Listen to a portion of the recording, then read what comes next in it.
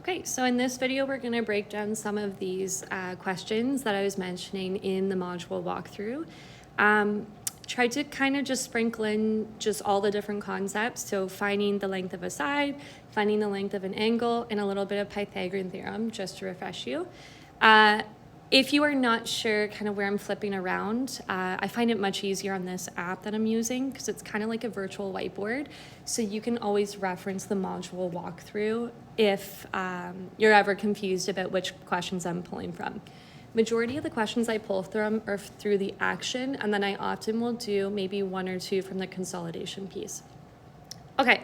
So again, I will post the written answers for this as well in high detail, just in case it helps kind of reinforce what the shell of our course is trying to teach you.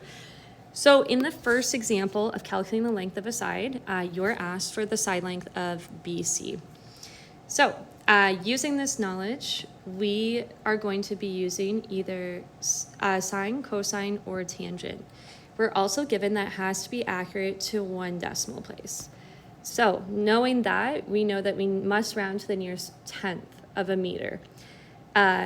Since we are looking at the length of a side, we know it's got to be in meters. No questions asked. We're looking at maybe a piece of material.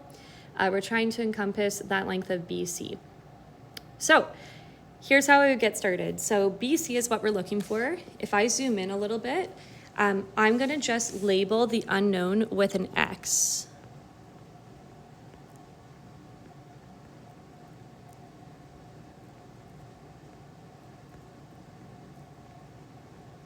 Okay, so I'm looking at this length over here. Okay, so that would probably be my first step if I were you. How you set it up is going to be different. I know the shell as well just tells you basically to put an X there, and that's great. We also are going to pull from our previous knowledge of labeling. So when we're looking at angle A, we are trying to use angle A to our advantage because we already know what it is. We could easily find angle B, but we're not asked for that. We're simply asked for the length of BC. So what you're going to do is you're going to use your previous knowledge of labeling. So you're going to go ahead and label opposite, adjacent, and hypotenuse. The easiest place to start is the hypotenuse since it's the largest side. And if you ever struggle, if the triangle is flipped upside down or if it's oriented in a different way, it's directly across from the right angle. Our opposite is... WP, call the office, please. WP. It's directly opposite from the angle, so it's actually right here.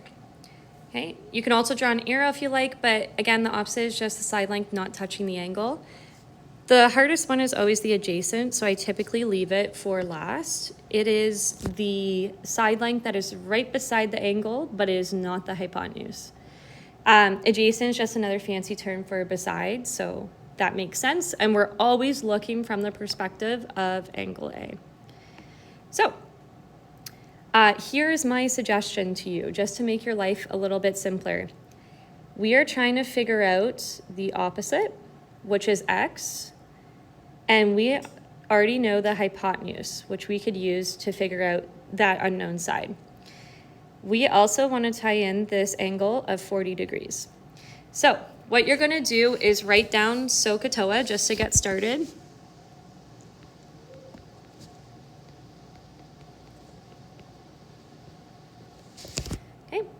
And that is what we're going to use in order to determine which process we should use.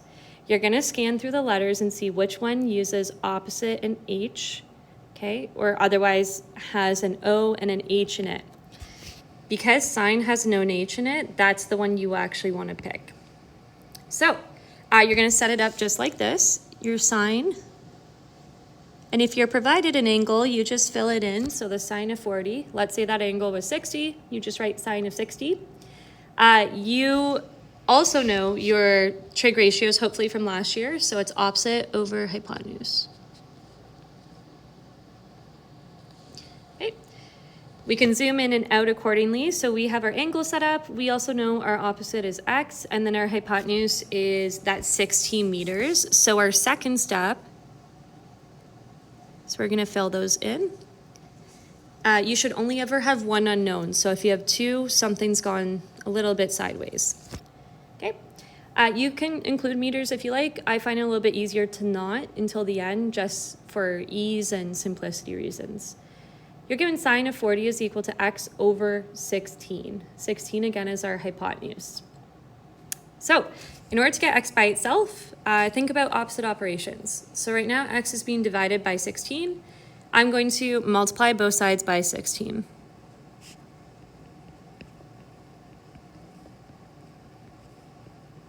Okay, because what it's going to do is it's actually going to cancel out that denominator with the value of x. So if we take it, we can actually show that canceling out.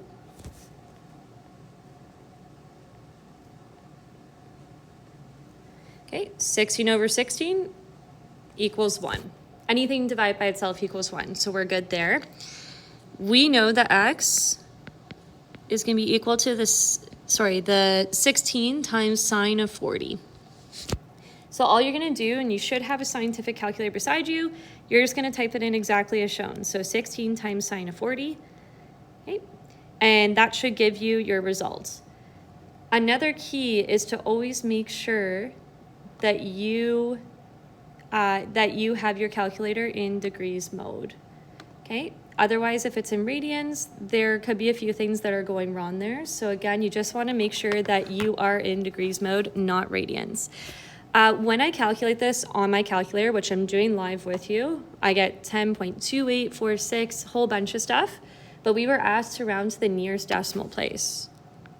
Okay, so we're just going to round accordingly. Since it's 10.28, the 8 rounds the 2 up to 3. I'm going to add back my meters, and there is my final answer. Okay, 10.3.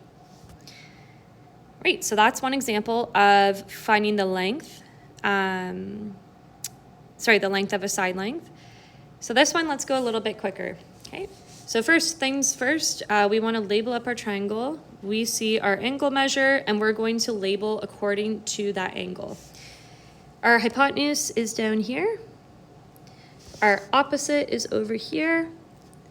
And our adjacent is beside, and it's always the last one I label just for simplicity. We're asked for GH. So the length of GH, which is this length. We want to include our opposite, and we also know our adjacent. Okay, so we're just going to again this is a little bit faster. Right, SOHCAHTOA. I'm looking at it, I know I need to solve for opposite, and I have adjacent. So I'm going to look for the one with O and A in it, and we're going to be using tangent. Okay, all these steps again are on there, so you can feel free to skip ahead if you like, or just compare answers at the end, but I'm just going to go through the steps pretty fast. Mostly it's the same process as before, so I'm going to take the tan of 54. I'm going to set it to opposite over adjacent. Okay. I'm going to continue solving all the way through. And again, I actually forgot to label my unknown. It should be x. Oops. Okay, so I'm just going to label the opposite as x. And my adjacent, which is 4.8. Okay, same exact steps. Going to multiply both sides by 4.8. Just so it gets rid of the denominator underneath x.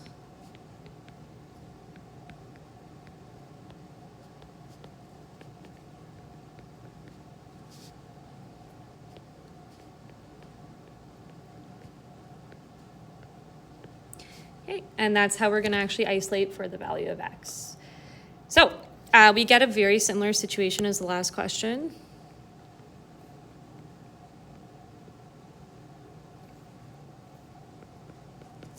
Okay, so you're going to take 4.8, multiply by Tn of 54. Same thing, you're going to get some pretty wild numbers, so 6.6 approximately.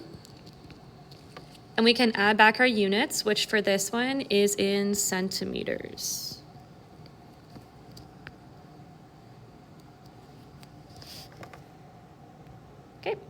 So again, these couple of questions are solving for a side length.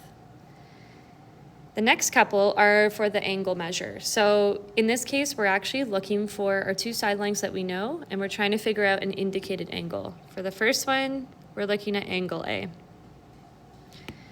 First step, we're gonna label up everything. Again, going quicker through this one because we've already done a few. Okay, second step, if you're finding an angle, you're gonna label the two side lengths that you know. So you know your opposite and your adjacent. You're gonna use SOHCAHTOA to select the proper ratio. So right now you know opposite and adjacent. We're gonna zoom into our tangent. We're not gonna use sine or cosine because we simply just don't know what the hypotenuse is. So it doesn't make sense to use it. So we're gonna set up very similar. This time, instead of writing a number for the angle, we don't know it. So we're gonna leave it as a tan of A. Our tangent function is always opposite over adjacent. Okay, makes sense. Same exact thing, you're gonna plug in everything that you know. Okay. So again, just take a moment, fill in those values. So for our triangle, our opposite is 13.5. And our adjacent is 23.6. Here's where it gets a little bit funky. So the last step in the other questions, everything was kind of written from a forwards perspective. So you were just either multiplying or dividing.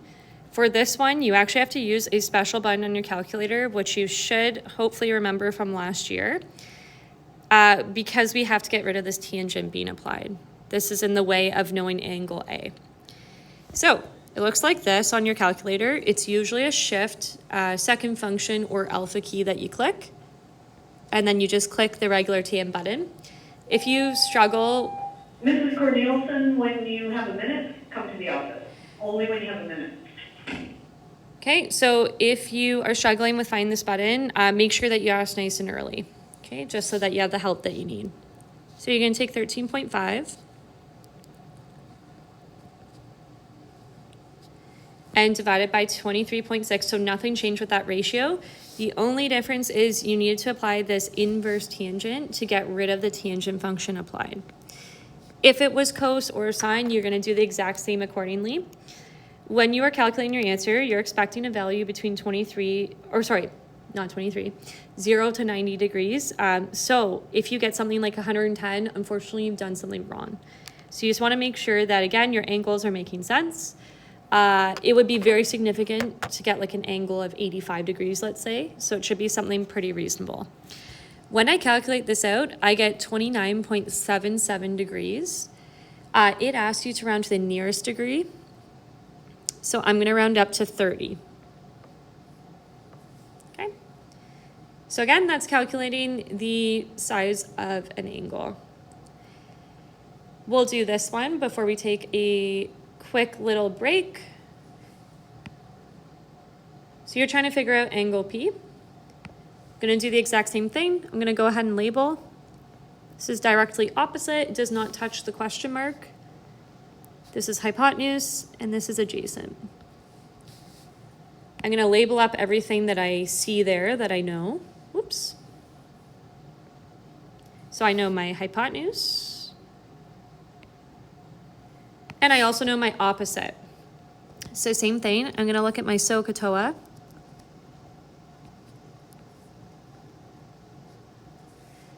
And see which one uses opposite and hypotenuse. Okay, so I'm scanning for O and H. I'm looking at my sine. So we actually just solved a side length with a sine. Now we're just gonna try it with an angle. So you're gonna take your sine, and this one is angle P this time. And you are gonna basically follow the exact same steps as the previous example. The only thing that's changed, A are the side lengths, and B is the function that you're using. So first things first, sine is opposite over hypotenuse. Second step, plug everything in. Okay, my opposite is 2 meters, My hypotenuse is 8. Okay, do not simplify anything. You can leave it just like this. Exact same thing, so that sine is in the way of us. So we're going to use our inverse function, this time with sine, so you need to make sure that you're clicking shift, alpha. It's going to be a different key on your calculator. And you're just going to plug it in just like that. Remember, you can also reference the solution page, but we should all be getting the exact same answers as well. Really make sure you're in degrees for this, otherwise it's going to take you on quite the journey to get your angle. So for myself, it's asking us to round to the nearest degree. I got 14.4, so I'm just going to round down to 14 degrees. Okay, so let's look back and see if that makes sense. Yes, I would say so. It's a relatively small angle, 2 meters. It's also directly across from a very short side length in comparison to our hypotenuse. Okay. So that makes sense. It could be a ramp, right? Think about all the applications that it could just be like. So I think logically this makes sense for us. So these are the examples embedded in the action piece. The last one that I wanted to try is actually looking at one of the consolidation triangles, because this also involves Pythagorean theorem as well. So this is actually right near the bottom of the consolidation. So it's one of your last questions. And it's actually discussing an architect who's designing a staircase. So again, it's under the header that says in the real world. So it asks you to draw a right angle triangle, and it also wants you to calculate the length of a staircase. There's a really nice picture on the module, but basically what we are looking for is we are looking for the length of the staircase here. When it's talking about that, it gets a little bit confusing. Are you using the diagonal or are you using the base? It is discussing the base, just as a heads up. So we're going to do the exact same thing. We want to start by figuring out what AB is. I'm going to put a big X there. I have my angle. It's this 36 degrees, angle A. I know my opposite. Okay, and this X represents my adjacent. It's right beside. So I'm going to start just building some sort of equation to set up this scenario. So my first step, so I'm going to solve for X. Okay, X being my base of the staircase. I know my opposite, and I'm trying to find my adjacent, which is labeled as X, but I do have my angle measure. Opposite and adjacent, if we're writing out the values of SOHCAHTOA, we're going to use tan. So you're going to solve this as per usual, just like we did with the first two questions. Okay, you're going to plug in all the numbers. So for the opposite, if we zoom back out, that opposite value from, oh, and I actually made a small mistake. We actually know what angle A is. It's 36. Okay, our opposite is 3.2. And our adjacent is X. Here's where it gets a little bit tricky. So you actually have X on the bottom this time. What I would like for our class is for, and if this is only if X is on the bottom, is to draw an arrow and directly swap the two values that I'm looking at. What this will do, X will be at the top, and your tangent of 36 will be on the bottom. Okay, again, this is only if X is on the bottom. This is acting the same as if you were to multiply both sides by X and then afterwards divide by tan of 36. So it does the exact same thing. When you're doing this, so you're just using the regular tangent button. So you take it, it's going to divide it up, and if we're rounding to the nearest tenth, it would be 4.4. And I believe we're looking at meters, yes.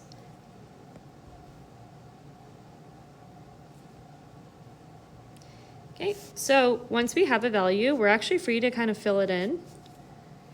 It also has you walking through a little bit of Pythagorean theorem. So it does have you looking for the hypotenuse. So I'm going to label the hypotenuse as y.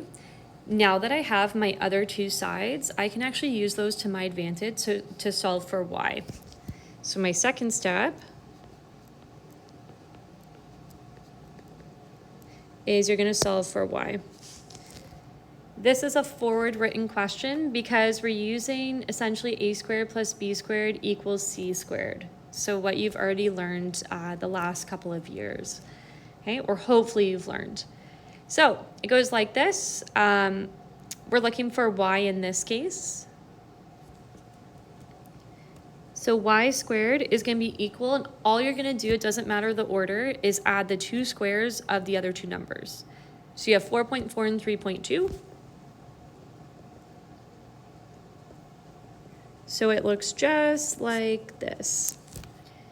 Remember BEDMAS, so you want to make sure that you're squaring the numbers.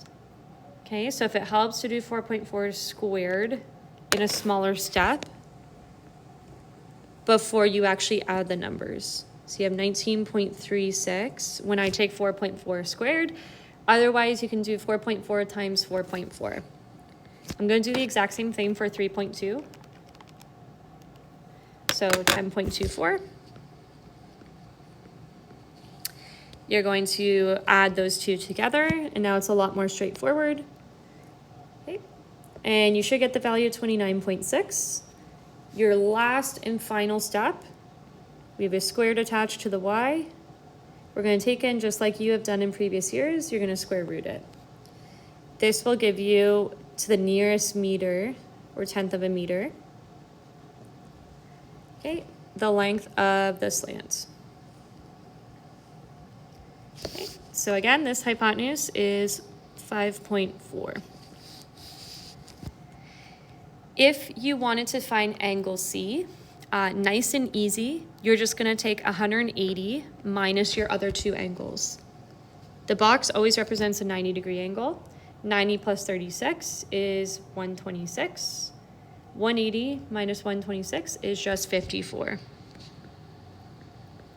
So this will give you angle C. Okay. So for your quiz for this module, it's mostly focused on Pythagorean theorem, sine, cosine, tangent, finding a length, and finding an angle. So if you could basically follow these examples, you're in good shape. Make sure you know how to label all of your side lengths accordingly. And also you should know that all angles in a triangle add up to 180. Okay, hope this helps everyone.